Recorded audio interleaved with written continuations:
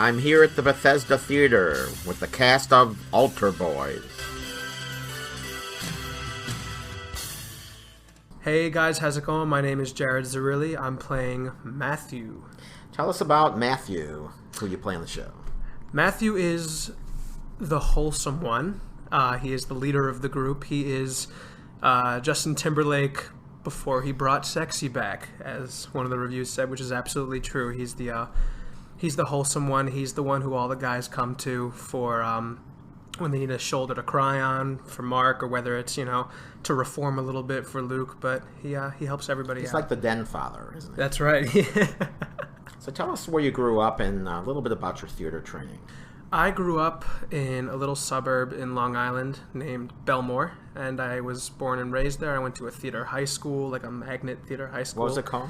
It was called Calhoun High School for Performing Arts, and then I auditioned for a bunch of, schools, musical theater programs, and ended up selecting the Ithaca College BFA in musical theater program, which... I'm from upstate New York, so hey. So that's a great school. That's right. Yeah, and Ithaca was fantastic. I just graduated this past year. Well, congratulations. Thank you very much. So tell me how you relate to this character. Well, the first and most important way is that I was an altar boy for 5 years.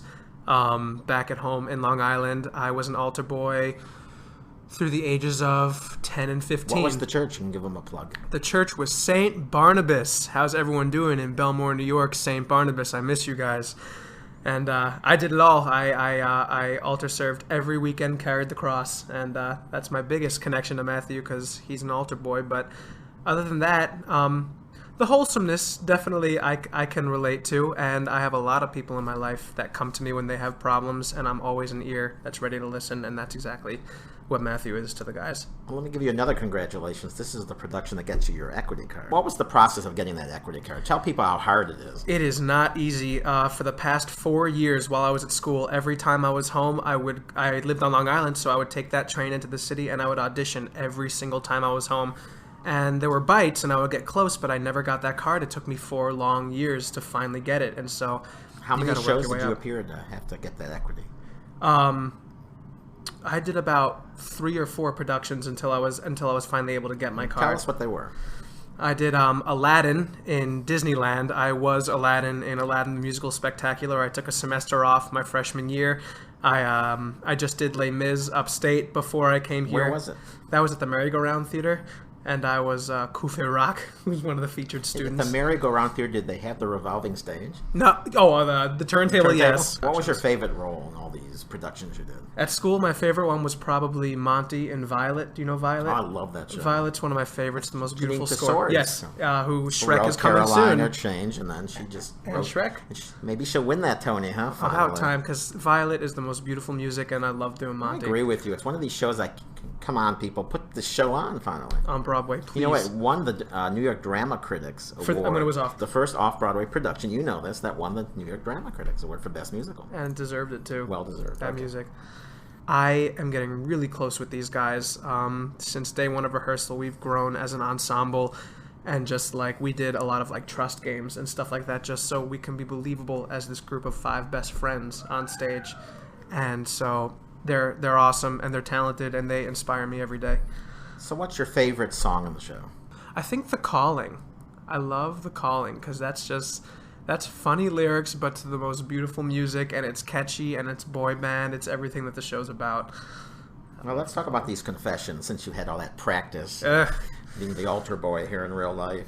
What's your favorite sin that someone has confessed, and how did you respond to it? My favorite sin that I heard, not favorite, but just the most memorable one, was about the person who can't stop stealing communion wine. I've definitely never heard that before, and it's hard to swallow. Wasn't it's never happened in my church. I can't taste that wine without getting that bitter feeling. Well, we feel the same way with this Manischewitz stuff at all. All our rituals and holidays. Hey, we respect it, man. We understand that. And actually, with responding to that one, I just handed that over to Luke, because he knows about exhaustion and he knows how to deal with it, and so I passed that one over to him. So what's the one thing you are hoping to see or do while you're here in D.C., since you are now extended to the end of November? Well, I definitely want to see those monuments, because that's just a piece of history. That's a piece of the country. Definitely want to do that. But other than that, I want to take in as much theater as I can here because there is a lot of good. I just saw Henry IV last night at Folger. I saw the all-male Romeo and Juliet. I liked Henry IV a lot. I loved Romeo and Juliet. You must go to Sonetic Theater and go see Host and Guest. Yes. Okay, that's the next important. one to see. Hey, whoever sells those student discounts, I'm there. And I want to support all the theater around here. My name is David Gordon, and I'm playing Abraham in Altar Boyz. So what's a nice Jewish boy singing in a goy band? Oh, why wouldn't a Jewish boy be singing in a goy band? That's what I ask. So tell me about your role, Abraham. Who is this guy? Abraham is the quote-unquote Jew of the group. He's the lyricist. He writes all the songs for the group. Abraham is constantly trying to fit in, and he actually sings a song called "Everybody Fits." What a perfect title. Exactly, perfect title. So he's just, his point of view is that he's there, he's furthering, he's benefiting himself by showing off what he can do. So tell us about yourself, where you grew up, and some of your theater training. I am actually from Orange County, California. I moved to the city about 5 months ago, and I was lucky enough to break this contract in Bethesda and Altar Boyz. I started about 6 years ago now, singing and frolicking, as I like to call it. It's such a cliche, but a girlfriend of mine was in a choir, and she said, "Hey, come audition for this show." And 7 years later, here I am. So you toured in Greece and Europe for 9 months playing Roger. What was that like? It was unbelievable. The Europeans go crazy for Greece. We actually did the show in German. Does Greece go crazy for Greece? Yes, it does. Never got sick of that show. No, but the dialogue was in German, and the songs were actually in English, so because they know the songs and stuff like that there. But they go nuts. We got crazy gifts, and it was fun. So talk about who Roger is to remind people. Oh, Roger is the guy who sings mooning and shows his bare bottom. Well, Jews, and there are many of them here in Bethesda. Have you noticed any? I have noticed plenty. Well, they like Altar Boyz. Absolutely. This show is not for any specific religion. It's for anyone. And the fact that there's a Jew in there just adds another element to the whole entire show. Well, why will they like it then? Well, they'll like it because, well, there's one of their people in it. And I happen to be Jewish, so I understand what it's coming from. And yeah. Okay, I noticed that all of you are taking confessions from the stage. So what is your favorite sin that someone has confessed to you? Is my mom going to hear this? Yes. Probably not. Go ahead. What is my favorite sin that someone has told me? Oh, you know what? There was a little boy, a 5-year-old, that said, "I confess, I ran in the halls. I about died." It was adorable. Did you tell the kid he's going to hell for that? No, I didn't. I was a good Jew. My name is Patrick Elliott, and I am playing Mark in Altar Boyz. So you are a recent graduate of Catholic University. Congratulations. Thank you. So tell us about the theater program at CU and how it prepared you for this role. I think it did a really good job of preparing me for this show. It's a very well-rounded program, theater, music, and dance. I did get a bachelor's of music, so it was heavily concentrated on music, which was definitely good for this show because there is a lot of music, and there's 5 guys oftentimes singing 5 very tight harmonies. So my music theory background really helped. Also dance-wise, and that helped me a lot. Talk about that crazy choreography, because I got exhausted watching all of you. So talk a little bit about what's your most difficult song to dance to. I would definitely say Rhythm in Me. The choreography is just so intricate, and it just keeps going. So the energy of the song, of singing, of the movement just has to kind of push through the entire song. So the first 2 numbers back to back, that's sort of the hardest, going through that and maintaining that energy. Let's talk about Mark, the role you play here in Altar Boyz. Talk a little bit about the character. Mark is the choreographer of the group. I guess you could classify him as the sensitive type, but he's just a very honest, youthful, loving guy that loves what he does. He loves the group, he loves singing, he loves dancing, and he loves doing all of that for God and to save the souls in each of the cities. Well, it's a very divine performance, I will say. Thank you. You played Roger this year in Roundhouse Theater's very energetic production of Lord of the Flies. And it was a really fun project to do. I read the book in high school, and I hadn't really thought about the book or the play or it becoming a play since high school. And so kind of looking back at the story, at the characters, it was just really interesting to just understand it so much more, fast forwarding, 4 or 5 years. But it was very fun. We used a lot of modern movement and a lot of modern music, like Nine Inch Nails. So it put a very different spin and very modern twist onto the story. Which was more difficult, that choreography or this one? This one. Yeah. I mean, I have left rehearsals exhausted, which I also left rehearsals exhausted from the other show, but it was just 2 totally different types of choreography. Also, as the character being lost on an island with 9 other boys, being 12 years old, there's a whole different, emotional investment versus, being a high schooler touring the country trying to save souls as well. Is your family still here? Yeah, well, I have family here and then in North Carolina as well. So there you have, most of them have already come to see the show. What do they think?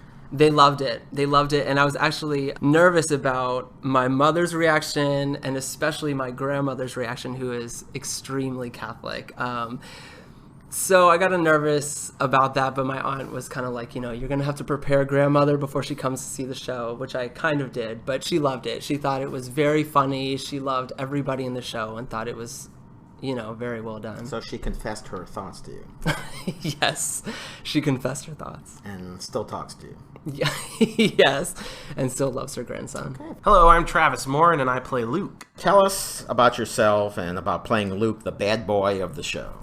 Okay, well, I'm from New York currently. I grew up in Maine, went to school in Boston for 4 years, did some regional theater, and now I'm in D.C. Well, tell us some of the roles you played. I played Ren in Footloose. That's a popular one, I guess. Everybody does Footloose. Yeah, I was on a tour of Seussical the musical, children's tour. And who'd you play? Mr. Mayor, the mayor of Whoville. It's not a bad role. It's a bit of a switch from what I'm doing now. No kidding. Yeah. So tell us about Luke, your character. Luke is what I'd like to call charmingly naive. He doesn't mean to be, but it comes off more charming than aggravating, I'd say, most of the time. And how do you personally relate to Luke? I'd say I'm pretty charmingly naive as well, and I think my close friends would probably agree. Is there a bad boy side of you? There was. I went through one of those phases. I think everybody has once in their life. Have you ever worked with any of these guys in the cast before? I have not, but they've all been a pleasure. So you're developing really close relationships now, I would think. Yeah, you kind of can't help it when you're in this kind of situation.